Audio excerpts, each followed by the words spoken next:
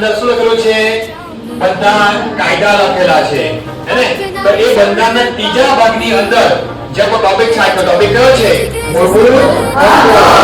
તમે જોઈ શકો છો કે